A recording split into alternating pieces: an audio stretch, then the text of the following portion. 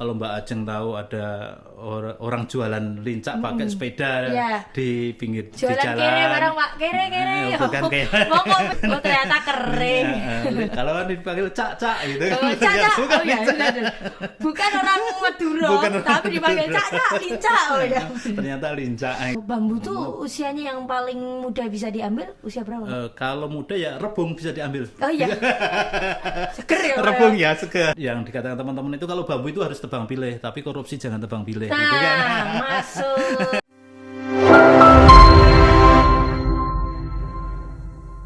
Oke Slemanis, balik lagi di Beranda Sleman, berita dan juga pandangan Sleman. Yang kali ini kita akan membahas salah satu kerajinan yang ada di Sleman, yang tentunya sudah sangat terkenal di daerah Seyegen ya. Ada Pak Marzuni Sugeng Rawo. Pak Marzuni. Selamat siang. Sehat ya Pak Marzuni ya? Alhamdulillah sehat. Luar biasa. Alhamdulillah akhirnya bertemu dengan Pak Marzuni. Pasti Pak Marzuni lahirnya bulan Agustus. Bukan ya? Juni ya? Juni ya Pak? Saya tidak ada hubungannya dengan bulan. Lah kok Pak Marzuni itu saya kira Zuninya bulan gitu. Ya, soalnya kan kalau Zuni ya pemberian nama dari orang tua, nama Warzukni gitu kan, memberi rezeki. Dan rezekinya ngalir lewat bambu tadi ya Pak ya. Masya Allah. Ini Pak, gimana tuh awalnya kok bisa bambu? Kenapa kok nggak jati? Kenapa nggak prank Pak? Kok prank pada bambu ya? Kenapa Pak? Gini, dalam artian kita berkiprah di bambu itu sebetulnya karena lingkungan kita itu kan, awal di sentra Gentan, di Rose Bambu di Gentan, Margo Agung, Seyegen Sleman itu sebuah sentra kerajinan bambu yang ada di Kabupaten Sleman. Gitu kan. Sehingga nanti di situ dari tahun 70-an lah kita dengan dari kakek kita gitu kan. Kalau saya sebetulnya kalau dari urutan itu udah generasi ketiga lah gitu kan. Generasi ketiga. Sehingga proses ini kok semakin lama semakin berkurang pengrajinnya gitu kan, sehingga ini menjadi keprihatinan kita, dan kita dengan anak-anak muda di Gentan itu bikin sebuah grup besar namanya Rose Bambu ya, hampir sekitar berapa ya, 16-an tahun lebih lah gitu kan kita berkiprah di bambu. Kalau Mbak Ajeng tahu ada orang jualan lincah pakai sepeda di pinggir jualan di jalan. Kere barang Pak, kere. Bukan kere. Oh ternyata kering. Kalau kan dipanggil cak-cak gitu. Cak-cak. Oh iya, bukan orang Madura, tapi dipanggil cak-cak, lincah. Oh ya. Ternyata lincah gitu kan. Itu rata-rata dari kita dulu.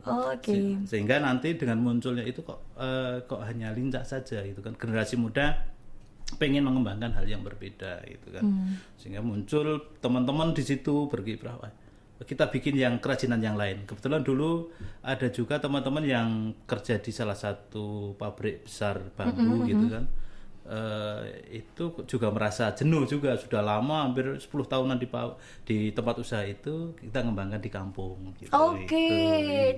Selain tadi kan awal-awal lincah, kere juga ya Pak ya? Kere juga. Terus sekarang apa Pak yang jadi gongnya jenengan? Kalau kita sebetulnya karena mebeler itu kan banyak, dalam artian kita sofa bambu gitu kan, sofa bambu, tempat tidur, bed itu kan. Sofa bambu Pak? Iya, kemudian ada gazebo juga gitu kan. Itu yang kita produksi. Kemudian ada juga kita kembangkan kalau di internal Rose Bambu itu laminasi bambu ini. Lebih banyak lagi. Kemudian ada kerajinan-kerajinan kecil pun kita kalau misalkan Mbak pengen nikah nih, misalkan ini teman saya itu pengen souvenir. Nah itu souvenirnya apa Pak kalau bambu? Biasanya kalau souvenirnya bisa ada tempat surat kayak gitu, atau mungkin atau tempat mungkin tisu ya, bisa tempat tisu, kemudian bisa tempat suratnya itu ataupun undangannya. Kemudian ada juga kalau ada sendok garpu. Sendok garpu dari bambu. Iya. Tak kira souvenirnya tusuk gigi Pak. Kalau kan sekali buang gitu kan nantinya. Nggak ada kesannya ya. Oh iya. Oh sumpit juga ya Pak ya? Sumpit ada juga, tapi kan memang cenderung ke arah premium gitu kan gitu kan produknya gitu. Oke, tapi kan banyak Pak orang yang mungkin menganggap bahwa alah mempreng me. Nah, itu gimana Pak? Nih orang-orang yang kayak gitu tuh Pak. Ya sebetulnya harus proses edukasi gitu kan, bahwa bambu itu memang material yang mudah, murah gitu kan, tetapi butuh perlakuan yang berbeda. Dalam artian kan bambu itu mudah terserang serangga bubuk.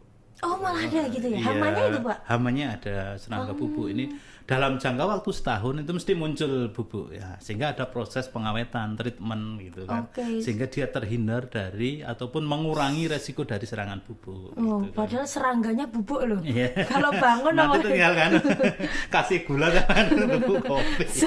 Serangga bubuknya bisa membahayakan ya kan. Iya. Oke, tapi ngapunten Pak, mungkin kan sekarang ya kalau misalkan dari tempat sendiri kan susah ya Pak. Gimana Pak proses untuk jadi prank tadi, apakah tempat yang harus luas atau jenengan bahkan dapat setoran dari mana gitu?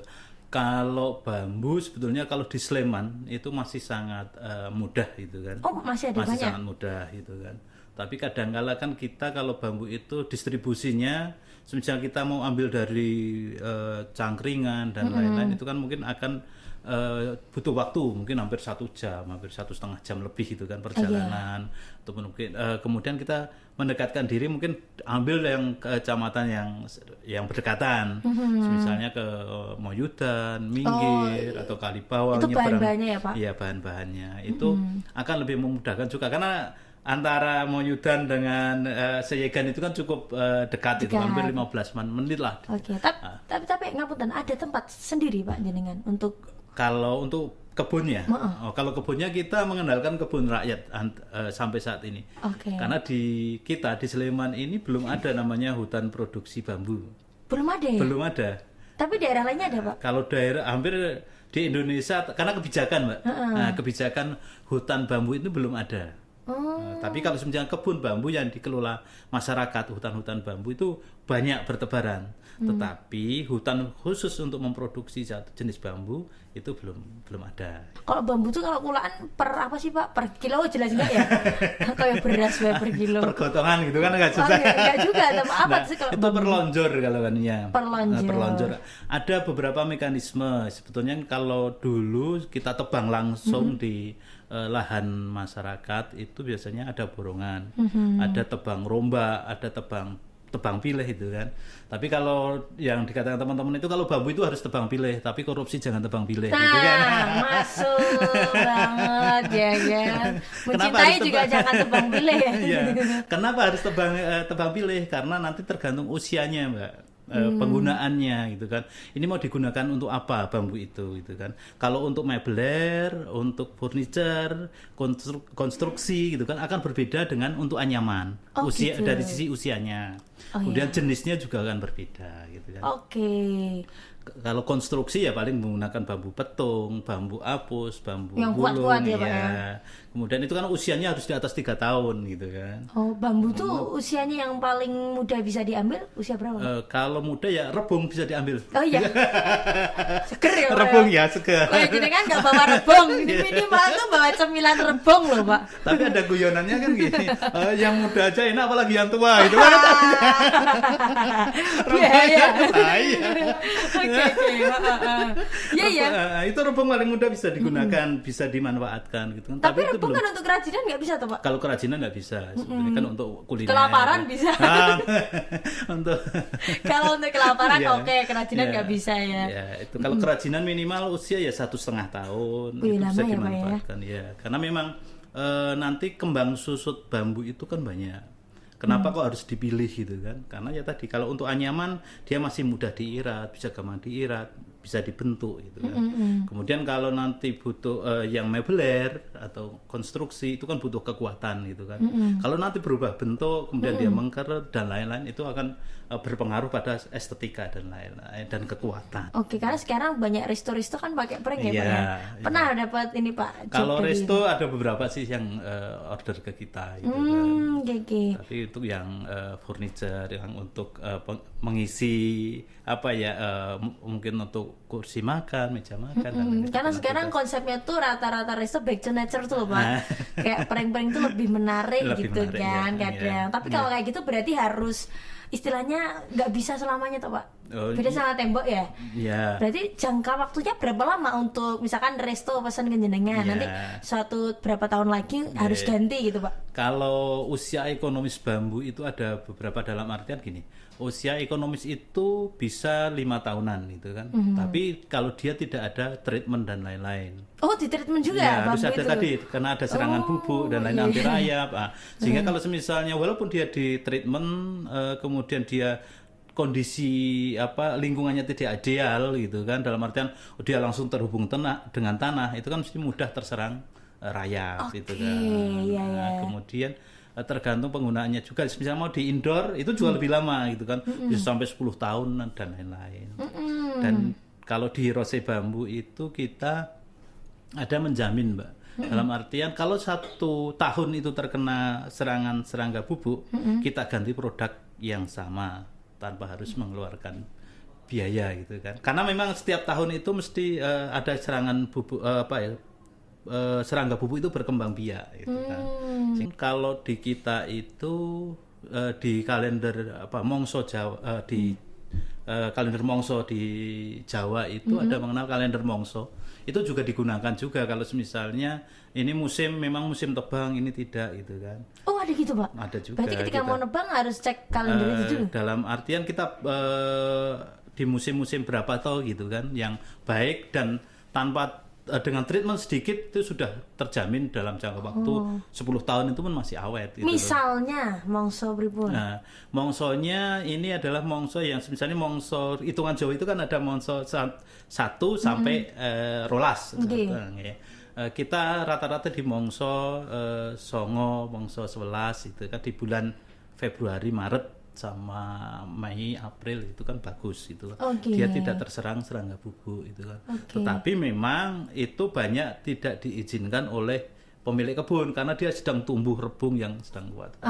Iya Pak ya. Emang nanti Ya, rebungnya. karena memang kondisinya kan seluruh nutrisi itu untuk anaknya, untuk rebungnya gitu kan. Sehingga untuk yang tua gitu kan, bambu tua itu dia tidak gula dan lain-lain itu tidak ada di dalamnya gitu loh.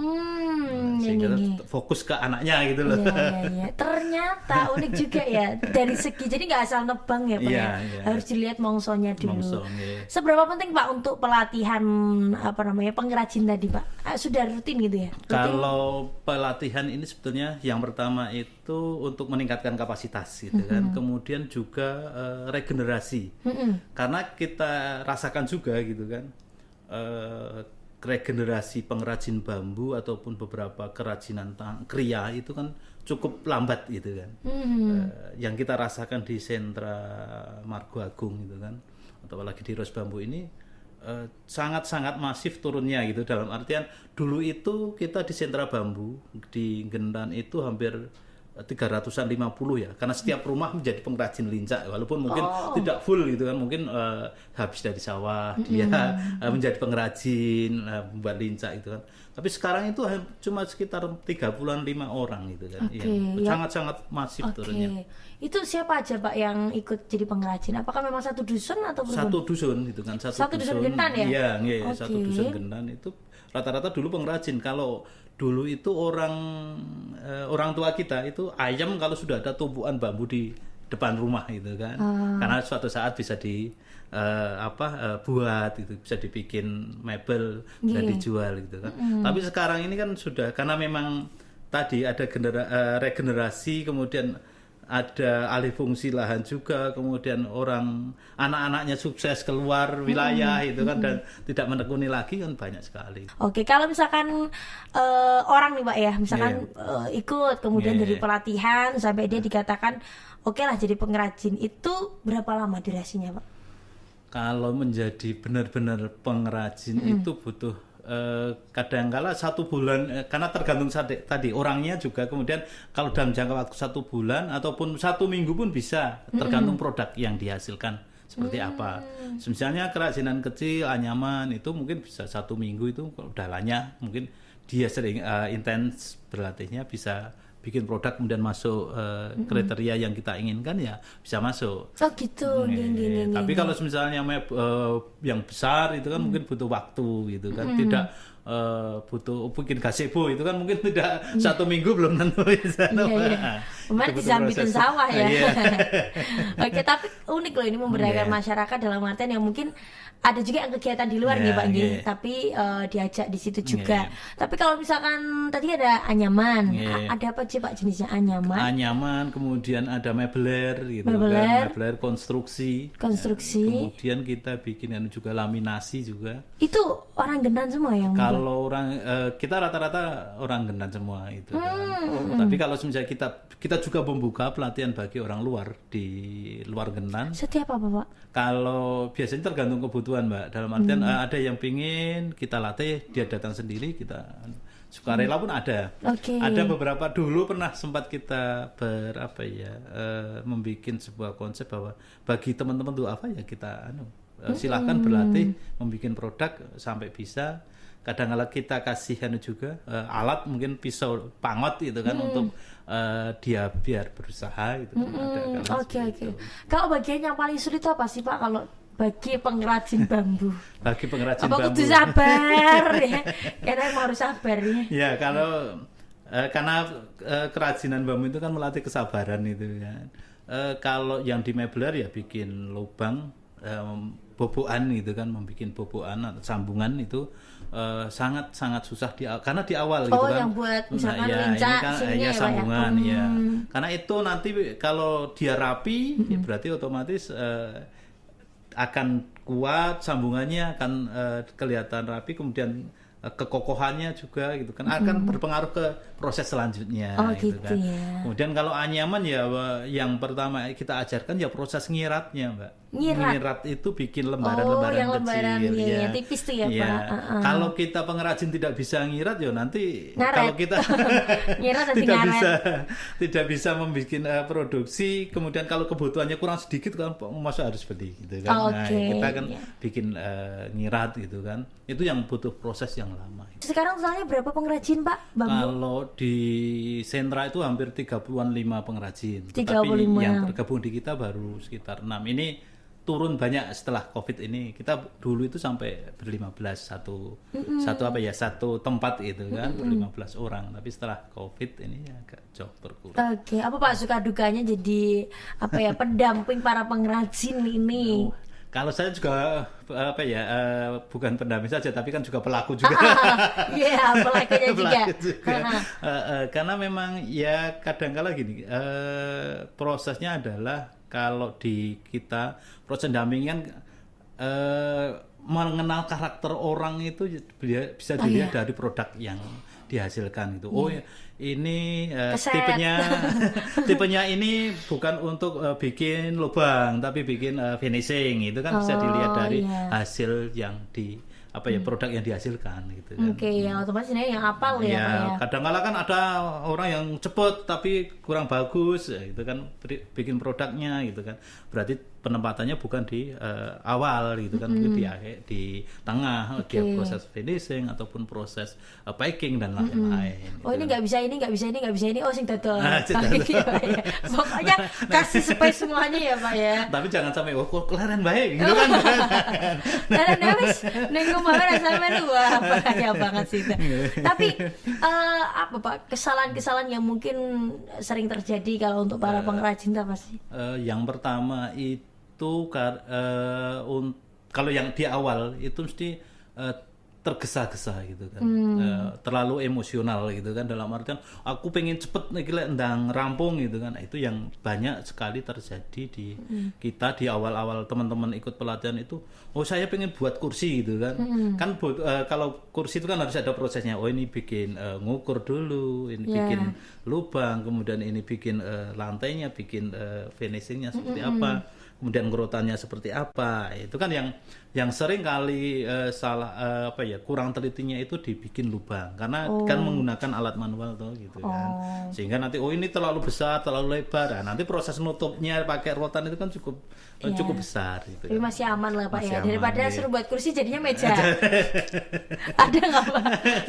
Ada Ya nggak? kan ada gambar gitu kan karena kita kasih peranan bikin apa maunya gitu kan dalam arti bikin kursi, bikin meja, ukurannya berapa gitu kan harus kita Kayak juga. puzzle gitu Pak berarti ya. Istilahnya sudah ada Kita gambar dulu aja, digambar dulu keinginannya seperti apa atau Oke. peserta itu banyak saya pengen bikin meja yang seperti ini. Nah, kita konsultasikan kesulitannya di mana itu kan. Kesulitannya bikin ini kesulitannya dibikin lubang. Ini bikin apa sambungannya seperti apa ini nanti kekuatannya seperti apa ya kita dari awal sudah kita kasih tahu lah gitu kan sehingga nanti proses akhirnya tidak mengecewakan semuanya Oke. gitu. Tapi Pak, ada mboten yang mungkin dari klien nih, Iya. requestnya tuh paling aneh, sak deksaknya terus ono sing pernah request kayak gini gitu loh. Ada enggak Pak? Apa aneh kabeh jangan-jangan? Kalau aneh itu memang juga pernah Unik. dulu pernah ada buyer dari Belanda itu bikin hammock itu kan bikin hammock, ayunan iya, tapi iya. dari bambu gitu kan. Hammock dari Iya. bambu. Wah, pernah kecublas. Itu bikin ayunan dari bambu gitu kan. Nah, itu yang bikin ini belum pernah kita bikin itu kan. Tapi kan kalau dilihat dari gambar kan bisa langsung ini bisa dikerjakan. Ternyata bisa, Pak. Ternyata bisa gitu. Tapi awet. Kalau sisi awet sampai yang sampelnya saja masih sampai sekarang masih karena memang tapi tidak digunakan itu kan. Kita ini untuk contoh bahwa ini pernah pesanan yang aneh gitu kan. Oh gitu, hammock Iya. berarti tipis banget ya Pak. Tipis kemudian ya memang kayak apa ya? Kayak tempat tidur tapi kan dibuat dari bambu itu. Di kayak dianyam. Iya, Biasanya dianyam ya Pak. Dianyam, iya. Dibuat ikatan-ikatan gitu. Ikatan iya. Oh, itu yang paling aneh. Iya, sampai saat ini belum ada lagi. Oke, itu nggak pesan lagi. Nggak pesan Banget lagi. tenang itu nggak pesan lagi. Oke. Sampai seharga berapa Pak kalau satu hammock gitu? Satu hammock itu kalau bambu itu kemarin kita harganya cuma sekitar 3,5 juta. Iya. Oh 3,5 juta ya, Iya, hammock iya, ya. iya. Tapi ya susah banget kalau buatnya. Karena prosesnya juga agak lama. Oke, juga. kalau yang paling besar Pak, tadi kan yang paling sulit, yang paling besar. Ada beberapa konstruksi rumah bambu di Purwakarta pernah kita bikin. Kalau di Purwakarta bawanya gimana Pak? Mereka kita bikin dalam artian gambar mereka menggunakan lokal gitu kan. Bambunya bambu lokal. Oh, jadi konseptornya jenengan. Iya. Nanti jenengan Dari tidak ke proses sana. dari proses awetan sampai proses produksi ya kita yang mengerjakan gitu. Oke, tapi nggak bawa bambu dari Nggak sini bambu dari tentunya sini. ya Pak ya. Nah, soalnya kemarin kan pilihan ada beberapa pilihan kita kasih pilihan. Biasanya ke konsumen itu kita kasih pilihan mau bambu dari kita atau memanfaatkan potensi lokal. Gitu. Oke. Itu kan lebih memudahkan dan akan mungkin cost-nya juga kan Iya, berbeda. transportnya kan Pak ya. Nah, itu. Pokoknya 12 meter. 12 meter Jogja. Jogja sama Purwakarta mau enggak? Tapi bisa dipotong-potong Bisa ya Pak ya. dipotong-potong. Sekarang tuh udah mulai minim nih yang pengrajin-pengrajin. Iya, Termasuk iya. anak muda tuh kayaknya udah jarang ya Pak ya. Jarang, Nah, itu gimana Pak supaya disampaikan dari Pak Marzuni ini supaya anak muda ini kembali lagi bisa minimal bisa dulu. Iya. Iya, nanti kalau eksekusi dan lainnya kalau itu kan urusan lainnya. Bagaimana monggo Pak pesannya? Pesan dari Pak Marzuni. Kalau pesan untuk generasi muda ya, ayo kita geluti kriya bambu lagi, gitu kan. Itu sangat menggugah kita bahwa ini peran menjadi keunggulan bangsa kita ya karena dari krianya gitu loh. Kriya bambu ini monggo teman-teman yang berminat ataupun bisa belum bisa pun kita ajari gitu kan. Kalau dari nol sama sekali bisa kita ajari, bisa datang ke Rose Bambu untuk kita ajari bagaimana membuat lubang, membuat produk ataupun bikin anyaman, bikin kerajinan pun kita. Kemudian setelah itu bisa nanti kalau misalnya produknya bisa kita layak itu kan bisa layak kemudian bisa kita jual ya mungkin bisa kerjasama. Oke. Pernah kena serpian bambu saat ngajar Pak? Kalau serpian sering, tapi kalau yang sering itu juga kena pisau bambu. Pernah Pak? Pernah juga, makanya perlu keselamatan dan kesehatan kerja itu. Iya. Seperti ini luka itu kan bisa. Gitu kan. Jadi ya memang harus hati-hati Harus juga ya Pak ya. hati-hati, gitu kan. Oke. Produk bambu favorit yang paling sering dipakai di rumah apa Pak? Kursi bambu. Kursi Bisa, bambu, ya. handbook tadi. Emang. Bukan ya. Nggih, Oke. bisa, nggih. Berikutnya, kalau harus membuat satu benda dari bambu untuk dibawa ke pulau terpencil, apa yang akan dipilih, Pak? Yang simple berarti ya. Aduh, yang simple ya. Ya bikin produk ya sendok dan garpu. Oh, sendok, iya. Oh, iya benar kan bisa dibawa kemana-mana. Biar kemana-mana. Tapi penasaran loh Pak, saya sama sendok dan garpunya. Iya. Itu Oke. berarti bisa jamur nggak? Kalau jamur enggak, Mbak. Kalau kalau ada anti jamurnya. Oh, ada anti jamurnya. Iya. Kalau jamur ya tambahin sego, ya toh Pak. Jamur sego deh. Sebelum lagi ditutup, tiba-tiba ada permainan. Kita nanti jawab cepat dan seru ya Pak ya, Ya, pokoknya. oke, siap. Nanti Ya. kalau saya pilihan, nanti jenengan langsung jawab tek tek tek. Gitu. Ya, siap. Oke. Pak Marzuni, Ya. bambu muda atau bambu tua? Bambu tua. Bambu tua. Lebih tua lebih. Terus, lebih suka mengajar pemula atau pengrajin yang sudah berpengalaman? Lebih suka yang pemula. Pemula. Iya. Kenapa Pak pemula? Karena dia akan mudah diarahkan dan pengalaman baru ini menjadi hal yang Tertarik ya, Pak, ya? tertarik, kemudian ini menjadi yang akan diingat sepanjang masa. Oke, gitu itu. ya. Iya. Kopi atau teh saat kerja, Pak? Saya ngeteh. Ngeteh.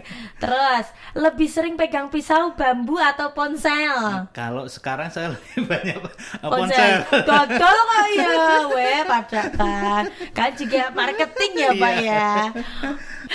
Oke, luar biasa mau turun Pak Iya, Marzuni siap, iya, sama-sama, Mbak atas Jen. waktunya yang Iya. udah berkenan di sini ya. Semoga Siap. di lain waktu kita Amin. bisa Iya. langsung ke lokasi ke Oke, Gentan. siap, kita tunggu. Mana tadi Pak? Gentan? Gendan, Margo Agung, Seyegan, Sleman. Iya, matur sangat Pak Marzuni dan Iya, juga sama-sama. Slemanis dimanapun kalian berada, dan lestarikan untuk kerajinan bambu, dan semoga nanti bisa jadi inspirasi untuk kalian semua. Sampai jumpa di edisi Beranda Sleman berikutnya. Bye bye, matur nuwun.